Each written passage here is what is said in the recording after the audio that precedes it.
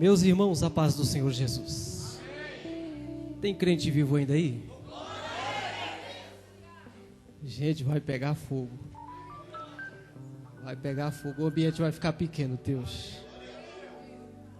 Quero louvar a Deus pela vida do nosso pastor Adalto Passarinho. Um grande amigo, um presente de Deus, uma dádiva de Deus, que o Senhor nos presenteou há cerca de uns 10 anos, se eu não me engano, de 8 a 10 anos. E é uma honra poder contá-lo no meu hall de amizades. Que o Senhor te abençoe. Varão Wesley, rapaz, vai ficar pequeno. Meu Deus. Quero louvar a Deus por tantas outras pessoas que estão aqui, tantos rostos amigos. Se eu for citar o nome aqui, eu vou acabar esquecendo de alguém. Então me perdoe. Amém. Deus abençoe. Eu quero não tomar muito tempo, apenas compartilhar com os irmãos um texto que está no livro de Atos dos Apóstolos, capítulo de número 20. Graças a Deus, eu estarei lendo apenas o versículo de número 10 e também o versículo de número 11, que diz o seguinte: Paulo, porém, descendo, inclinou-se sobre ele e abraçando-o disse: não vos perturbeis, que a sua alma nele está. E subindo e partindo o pão e comendo, ainda lhes falou largamente até a alvorada, e assim partiu. E levaram vivo o jovem, e ficaram não pouco consolados. Meus irmãos, falar de Paulo para mim é indispensável. Um dos maiores influenciadores do Novo Testamento, e por que não dizer de toda a geração posterior a ela, inclusive a nossa. Um homem que inicia o seu ministério diferente daquilo que hoje nós, jovens, muitas das vezes cogitamos a possibilidade de iniciar os nossos ministérios, porque há quem pense que o ministério começa com o microfone na mão. Mas, irmão, ministério começa em vale, em deserto, debaixo de prova, de tribulação. Estou falando de um homem que desde o seu nascimento, na fé, enfrentou forte oposição até mesmo por parte da igreja. Um homem que não foi muito bem recebido na igreja sede em Jerusalém, depois de 3 anos na Arábia, esperando que o tempo apagasse a má fama que ele trouxe consigo do seu passado. Um homem que não teve credibilidade, foi perseguido pelos seus irmãos, depois esquecido na sua cidade natal por mais 11 anos, 14 anos no anonimato, para só depois o Espírito do Senhor colocar no coração do presbítero da igreja sede que estava em Jerusalém, a saber, Barnabé, que aquele homem seria muito útil em uma obra missionária que estava sendo iniciada em Antioquia. E é ali que Paulo inicia o seu ministério. De sorte que Antioquia fica pequena para ele. Ele inicia a sua primeira, segunda, terceira viagem missionária, e é justamente no início da sua terceira viagem missionária que Paulo vai passar por Troade. E estando ele ali, diz a história que ele vai iniciar um culto pentecostal. E ele inicia por volta das 6 horas da tarde. E a história diz que o culto foi tão bom que chegou meia-noite, Paulo ainda estava pregando. Deus, é mensagem, é muita palavra. Só que a história apresenta um jovem, um personagem jovem que estava sentado no batente da janela do 3º andar daquele lugar. E diz a história que aquele jovem é acometido por um sono tão terrível que ele cochila e cai do 3º andar. O povo, quando corre lá para baixo, olha e o dá como morto. Sabe o que eu acho interessante do texto, Deus? É que o sono não atrai a atenção de ninguém, mas a queda. Nós estamos lidando com uma geração de cristãos que se habituou a congregar e cultuar com muitos irmãos que dormem, mas enquanto não cai, não fez barulho, tudo bem.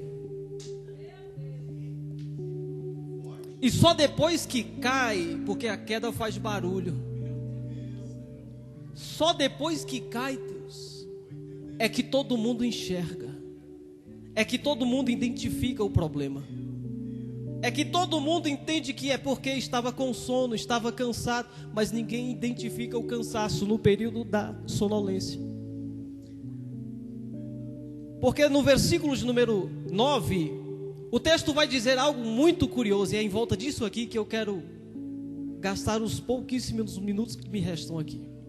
Porque se você ler lá no texto, vai dizer assim: e estando certo jovem, por nome Eutico, assentado numa janela, caiu do terceiro andar, tomado de um sono profundo, que lhe sobreveio durante o extenso discurso de Paulo, e foi levantado morto. Deus, quando eu li isso aqui, pastor Adalto, a minha mente bugou. Eu pensei comigo, varão, eu falei, mas que sentido há em colocar de pé quem está morto? Está morto, está morto. Não, levanta não, pelo amor de Deus. Está morto. Vai ficar de pé, irmão? Por quê? Que sentido tem eu colocar de pé alguém que está morto? E eu perguntei isso para o Espírito Santo de Deus. Que lógica há nisso? Ô irmão, ficou estreito para mim? Porque o Espírito de Deus soprou no meu coração e na minha mente e disse na hora: que sentido há em curar quem está são? A mente, pum. Falei, como assim? A lógica está em colocar de pé quem está caído. A lógica habita em ressuscitar não quem está vivo, mas quem está morto.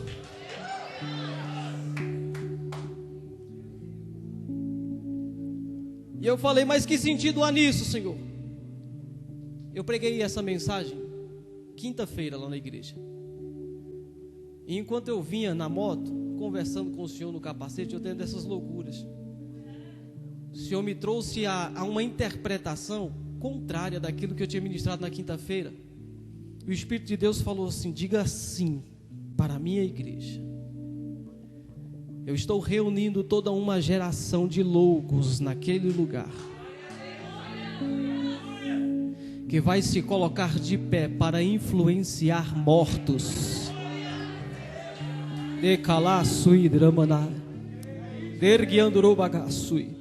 Escute, deixa eu falar uma coisa para você. Eu fiquei martelando, Deus, mas como assim? Como assim? Eu quero entender mais esse negócio, Espírito Santo. Porque o povo está tentando colocar de pé quem estava morto, e eles não têm êxito. Sabe por quê, pastor François? Faltava-lhes duas coisas, pastor Davi. Primeiro, autoridade. E segundo, discernimento. Quando Paulo desce, Paulo vê o morto e ele tem discernimento e ele diz: calma, porque o Espírito ainda está nele. Ah não, pelo menos só o pastor Adalto entendeu. Ei, alguém diz: está morto, acabou, já era, enterra, sepulta. Mas Paulo diz: não, o Espírito ainda está nele. Aí entra a autoridade, porque quando Paulo identifica através do discernimento dado pelo Espírito de Deus, ele abraça o jovem. E aqui está a autoridade de fazer colocar de pé vivo quem estava morto.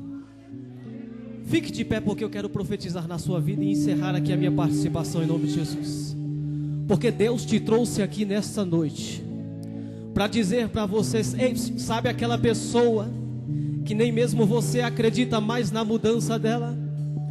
Sabe aquela pessoa que você já deu por morto, não tem mais jeito? Deus te trouxe aqui neste lugar para te dotar de discernimento espiritual e autoridade espiritual, para que no momento que você sair desse lugar dotado, oh glória, desses dois frutos do Espírito, você possa alcançar as pessoas que estão mortas lá fora e colocá-las de pé, mas não como elas estão, mas vivas, vivas, vivas.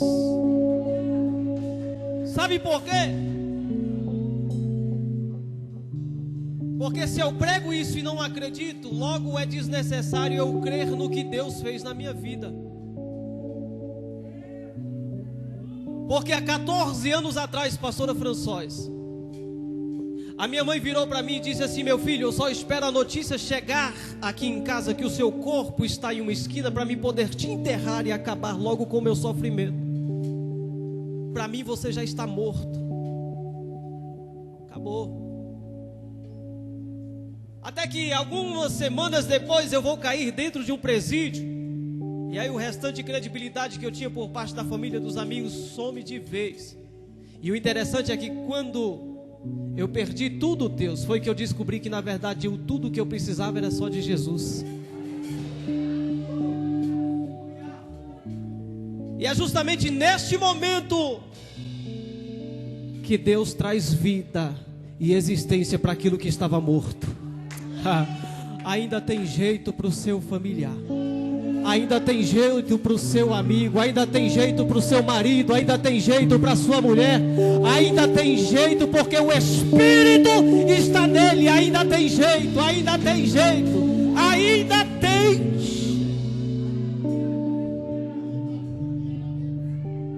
Só quem crê nessa palavra, levante a mão em nome de Jesus.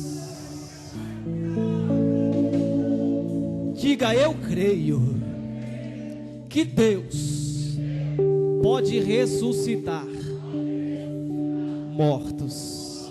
Se você crê mesmo, deixa o inferno entender que você crê. Deixa o inferno entender que você crê em nome de Jesus. Que Deus abençoe e agradeça a oportunidade em nome de Jesus.